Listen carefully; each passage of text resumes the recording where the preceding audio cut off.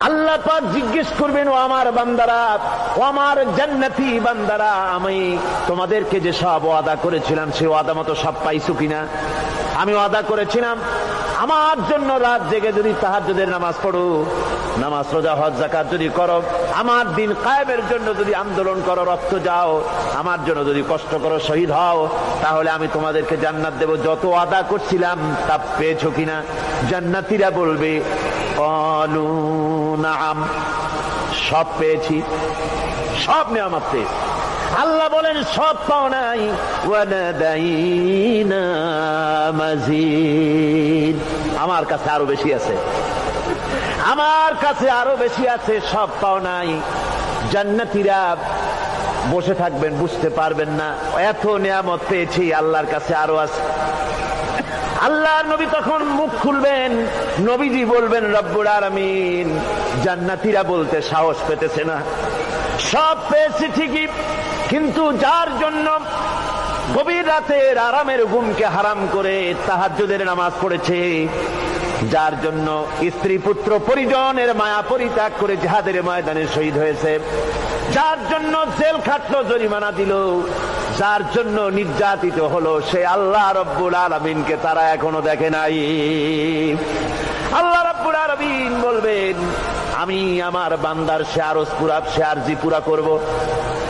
আল্লাহ রব্বুল আলামিন তার সামনের থেকে সমস্ত নূরের পর্দাগুলি সরে যাবে, রব্বুল আলামিন তার বান্দার দিকে, বান্দার সামনে জালুয়া আফরোজ হবেন। আল্লাহ পাক কোরআনে কারীমের ভিতরে বলছেন, উজুহু ইয়াউমাইযিন নাযিরা ইলা রাব্বিহা নাযিরা। বান্দা, আল্লাহ পাক বান্দার দিকে তাকিয়ে থাকবেন, আর সমস্ত বান্দারা আল্লাহ রাব্বুল আলামিনের দিকে তাকিয়ে থাকবে। এই অবস্থায় কত কাল চলে যাবে কেউ টের পাবে না।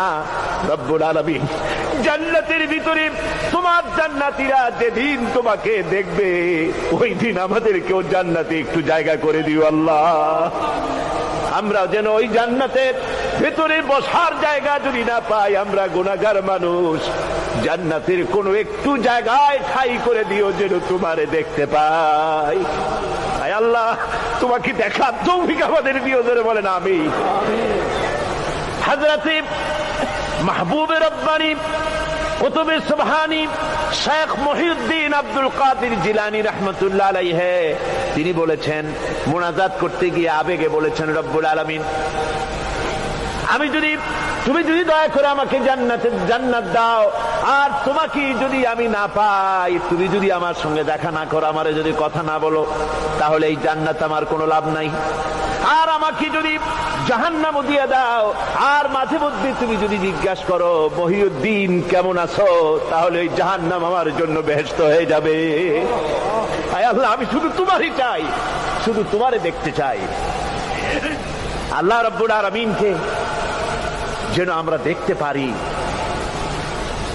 আল্লাহর সঙ্গে যেন দেখা করতে পারি।